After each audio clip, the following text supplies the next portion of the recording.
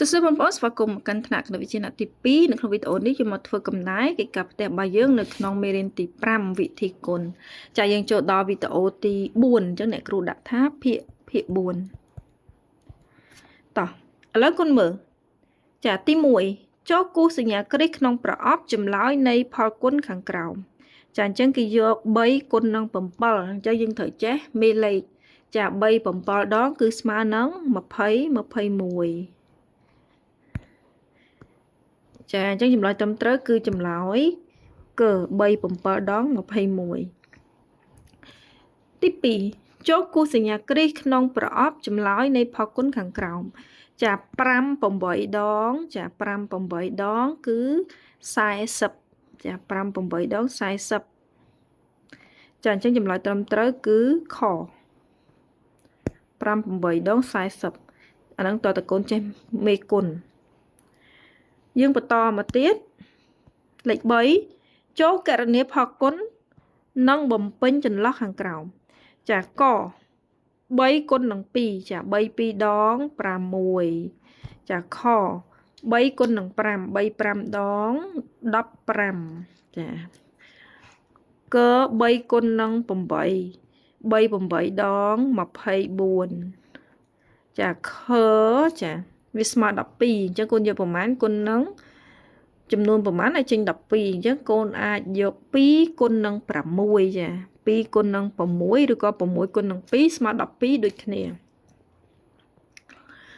ឬក៏4គុណនឹង3ក៏បានដែរ4គុណនឹង3ក៏ស្មើ12ដែរ2គុណ6ស្មើ12 4គុណនឹង3ក៏ស្មើ12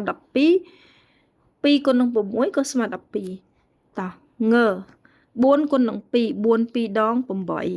ចាច4គុណនឹង6 4 6ដងចា20 24ឆចាប្រមាណគុណប្រមាណស្មើ32ចាចាអញ្ចឹងកូនយក4គុណនឹង8ចា4 8ដងចា4 8ដង32ជ5គុណនឹង4ចា5 4ដង20ឈ5គុណនឹង7 5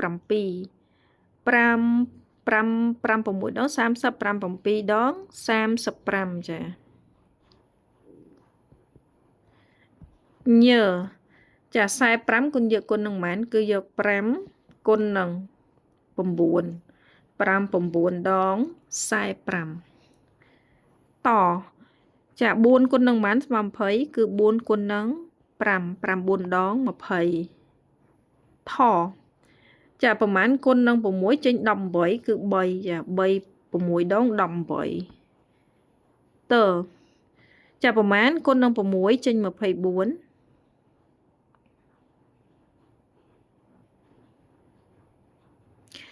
ចាអញ្ចឹងយក4ចា4 5ដង20 4 6ដង24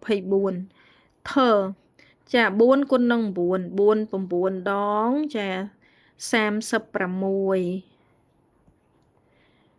បចាកូនយកប៉ុន្មានឲ្យចេញ30កូនយក5ចាគុណនឹង6 5 6ដង30ឬក៏កូនយក3គុណនឹង10ក៏ត្រូវដែរ3គុណ10ក៏30ដែរ